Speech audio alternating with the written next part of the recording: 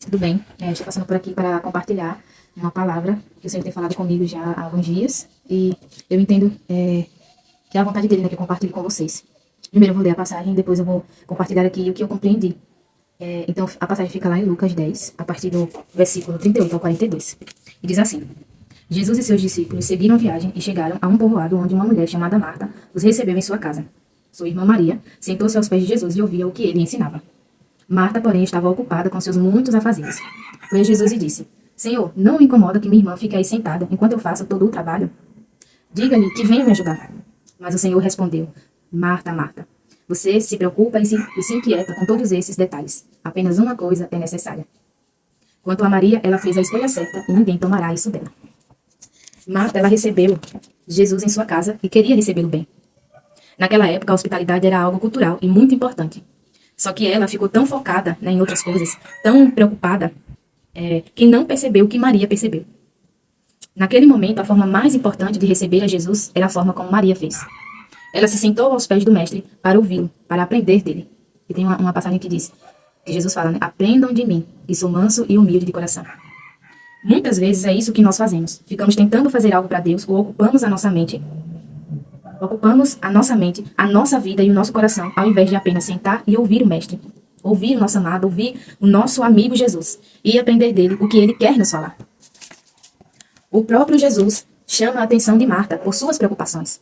Não importa quais sejam as nossas preocupações, Jesus sempre deve ser o primeiro a quem devemos buscar e ouvir. Ele é a melhor parte de tudo que possamos precisar ou desejar. E quando buscamos o reino de Deus e a sua vontade, as demais coisas serão acrescentadas. Maria estava concentrada na melhor parte. E ele mesmo afirmou, jamais será tirada. A melhor parte jamais será tirada de nós. E a melhor parte, né?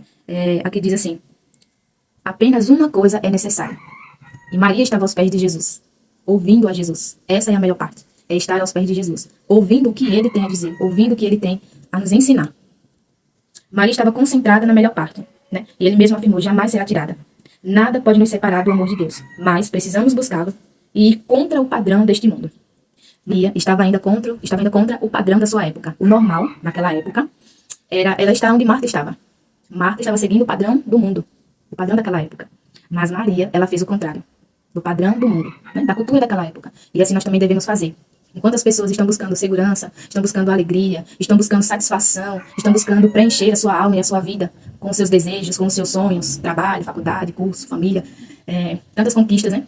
Que a gente vê as pessoas enfatizando neste século, né? Aliás, sempre foi assim, para distrair daquilo que realmente é mais importante. E através, né, dessa palavra, eu convido você a buscar a melhor parte, a buscar o que de fato importa, o que realmente é necessário. O reino de Deus é eterno. E nós podemos ajuntar tesouros no reino de Deus. E esse é o convite de Jesus para cada um de nós, todos os dias. Marta deixou ele entrar, mas Marta não parou para ouvir Jesus. Então, seja cristão ou não cristão, que acredita que crê em Jesus, que Jesus está na sua vida, mas que não está se relacionando com ele. É um relacionamento onde só um fala, só um faz, mas ninguém senta e ouve. E o único que realmente sabe o que está dizendo e sabe do que nós precisamos é Jesus. Então eu convido cada um de vocês, seja você cristão ou não, para fazer a leitura bíblica. Se você não quer fazer, não quer me acompanhar nesse propósito comigo, mas faça na sua vida, na sua casa. Dê o primeiro momento do seu dia para ele. Ah, mas eu trabalho muito cedo e chego muito tarde. Então você vai ter que fazer uma escolha. Acorde mais cedo, que é o melhor, porque se você for fazer depois de um longo dia de trabalho, você vai entregar o quê para Deus? Como é que você vai ouvir? Então esse é o meu convite. Eu estou com esse propósito que o Senhor colocou no meu coração, porque a gente precisa de ajuda para ser constante, a gente precisa de ajuda para perseverar. A gente precisa ajudar uns aos outros, é o que a palavra diz. Eu sozinha não sou capaz, né? Mas buscando ao Senhor e tendo a ajuda das pessoas ao meu redor, que também buscam a Ele, eu vou ser capaz de permanecer firme, constante na vontade dEle, perseverante. E mesmo se eu falhar, Ele nos levanta e Ele usa as pessoas para nos corrigir, para nos incentivar, para nos dar uma palavra de ânimo, correção. Isso vai depender da fase que estamos, daquilo que precisamos. Mas o fato é, precisamos buscá-lo. E muitos terceirizam seu relacionamento com Deus através de vídeos no YouTube. Isso não é um erro, né? Porque você pode estar complementando o seu entendimento. Mas, ao mesmo tempo, tem muito engano sendo propagado na internet. E a única forma de você ter a certeza e a convicção da verdade é através das Escrituras. Você, lendo, meditando, sendo guiado pelo Espírito Santo de Deus, para você discernir. Foi assim que os bereanos fizeram. Lá em Atos, fala sobre isso. Se não me engano, capítulo 17. Enquanto Paulo e um outro, que eu não lembro agora o nome, eles estavam pregando o evangelho, esses bereanos, comparavam o que eles estavam dizendo com as Escrituras, para ver se o que eles estavam dizendo era verdade. Então a gente só vai saber quem está falando a verdade, quem está vivendo a verdade, buscando na fonte da verdade. Ou você tem um relacionamento pessoal com Deus, ou o seu relacionamento que você acha que tem com Deus não vai durar. Porque na verdade você está baseando nas pessoas e em si próprio, mas não na palavra de Deus, que é viva, poderosa, eficaz. Ela vai e volta com o cumprimento da vontade de Deus, ela não vai e volta vazia. Esse, né, é o meu clamor ao Senhor. Então eu creio que, como as Escrituras dizem, buscai ao Senhor enquanto se pode achar. Busquemos a Deus enquanto podemos achar. Enquanto temos a liberdade. Muitos países já não têm essa liberdade, mas nós ainda temos.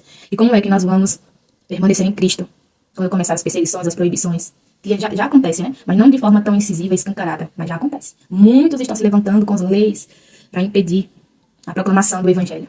E quando chegar essa hora, quando você tiver que pagar com a sua própria vida, será que nós vamos permanecer em Cristo? Será que Ele está permanecendo em nós? E uma coisa muito interessante é que, com relação ao fim do tempo, a gente fica esperando coisas catastróficas acontecerem. Quando, na verdade, nós estamos sendo enganados pelo que ouvimos na internet, não sabemos discernir o que é verdadeiro e o que não é, o que realmente é o Evangelho sobre Cristo, porque não lemos a palavra.